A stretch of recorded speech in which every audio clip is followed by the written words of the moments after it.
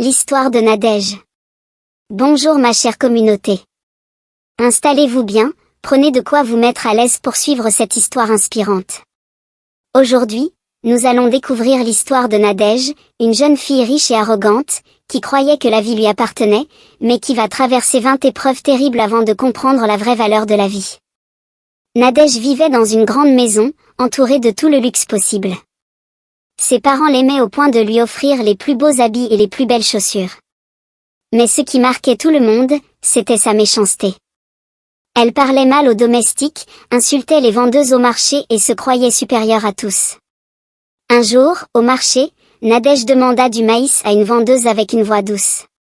Mais dès que la femme tendit le maïs, Nadège la gifla et dit: « Comment peux-tu me donner ça avec tes mains sales? Tu ne vois pas qui je suis? » Tout le marché resta choqué. Un lundi matin, ses parents partirent en voyage d'affaires. À midi, Nadège vit aux informations qu'un avion venait de s'écraser. Parmi les victimes, il y avait ses parents. En quelques minutes, son monde s'effondra. Sans parents et sans argent, Nadège ne pouvait plus payer le loyer. Le propriétaire la chassa. Ses amis riches, qu'elle croyait fidèles, l'abandonnèrent.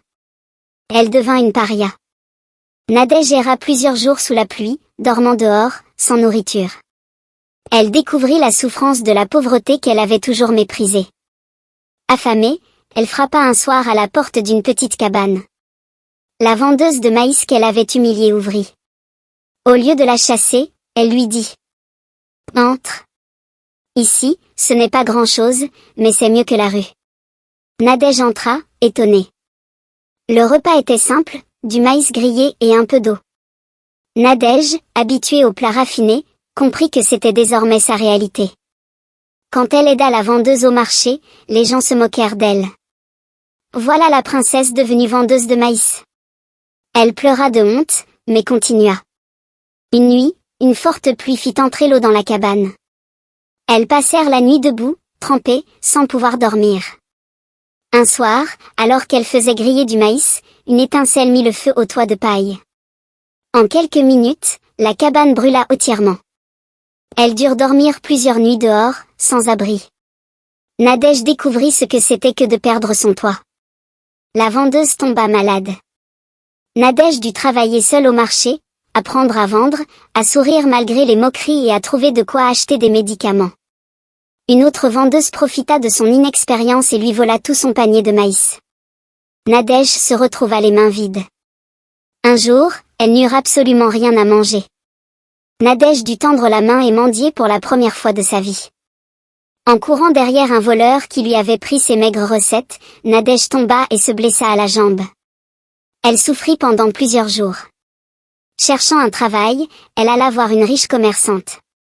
Celle-ci la chassa en disant: « Toi, tu n'es plus qu'une misérable. » Alors qu'elle transportait du maïs, une pluie soudaine fit tomber leur panier dans la boue. Toute la journée de travail fut perdue. Des jeunes du quartier l'attaquèrent et lui volèrent le peu d'argent qu'elle avait gagné. Elle rentra en pleurant, humiliée et meurtrie.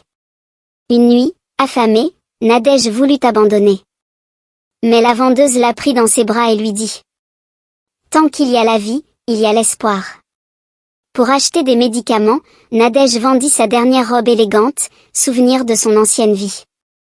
Un homme d'affaires, impressionné par la détermination de Nadège, lui proposa un petit capital pour commencer son commerce. Année après année, elle bâtit une grande entreprise. Mais cette fois, elle resta humble et généreuse. Elle n'oublia jamais la vendeuse de maïs qui l'avait recueillie et la considéra comme sa mère. Morale de l'histoire. La vie peut tout nous enlever du jour au lendemain. L'arrogance détruit, mais l'humilité construit. Les petites mains qu'on méprise aujourd'hui peuvent être celles qui nous sauveront demain. Conseil.